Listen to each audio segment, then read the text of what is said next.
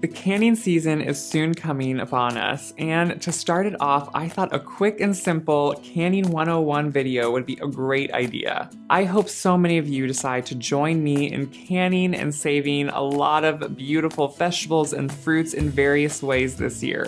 And to do it, a few quick simple steps and tools are essential. And if you have them ready to go, it really is so easy to can. And after you do it once, I think you are gonna do it all the time. Okay, maybe not all the time, but quite a bit. To start, it's important to have a good large kettle that you can water bath in. That's how I seal most of my jars. And it's just important that you have a large enough one that if you're gonna do quarts, the water will come above the quarts, or if you're gonna do jelly jars or pints, that they all fit in. So having an extra large one is really great because then you can do various sizes with it. It's also extremely important and essential that you have a small rack that can fit in the bottom of that kettle. If you're buying a prepared water kettle or water bath kettle for canning at a store, it should come with a rack. But if you're gonna kind of make your own out of just a good kettle that you buy on your own, just make sure to buy a rack that can fit in the bottom. Jars need to be lifted from the bottom when they're in the water bath, or they could burst in the water because they're too close to the heat. So this is an extremely important step. You also want to make sure to have a good jar lifter. I like mine because it has a silicone coating on it, and so it really grips the jars, whether they're wet or dry. Either way, it just grips them so well, and it can clamp on them really tightly. It is important to have a good jar lifter. There is no way you're going to be able to do this with your hands or with the tongs. A jar lifter is essential.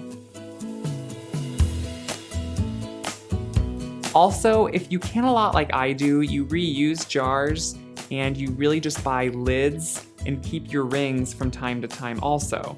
So I buy my lids in just small little boxes, but if you're new to canning, you may buy a whole new box of jars, lids, and rings that come together. So just read the instructions that come with whatever you buy and make sure to prepare them. Lids that come in a box are prepared by washing them in warm soapy water, then placing them in a kettle. And for a little quick tip and trick, this is something my mom taught me. I like to shingle my lids in one after the other, but one upside down on top of the other and vice versa until they're all in there. That way when you go to lift them up, they don't stick together and you can get them out a lot easier and don't have hot water falling on you from the lids sticking together. I know that probably sounds odd, but you do it once and you realize you don't want to do it again. I've had a lot of blisters on my hands from that. Just cover them with water and then put them on the stove. Let them barely come to a simmer and then turn it to the lowest setting on your stove to keep warm until you're ready to use the lids. That's the best way to prepare them. Like I said, I have so many different sizes of jars on hand because I'm always canning and you can reuse your jars time and again. That is the wonderful resourcefulness that I find in canning. You can just really reuse and keep and just recycle all your jars and rings. All you have to buy is the lids, which is so nice. So if you don't have all of your own jars, you can go out and buy some new jars and start reusing them on your own. You want to make sure to sterilize your jars before each use.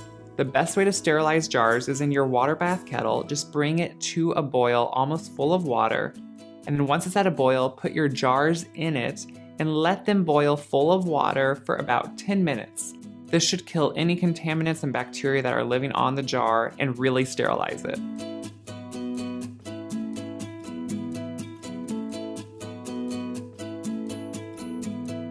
When it comes to putting everything together and actually canning something, make sure to follow the instructions with the recipe very closely. Water bath times really vary on how safe something will be to eat after it's water bathed. The longer it takes could be that it is more acidic or less acidic, and to get all the bacteria out of it and kill any contaminants would take longer. So make sure to follow the recipes to a T.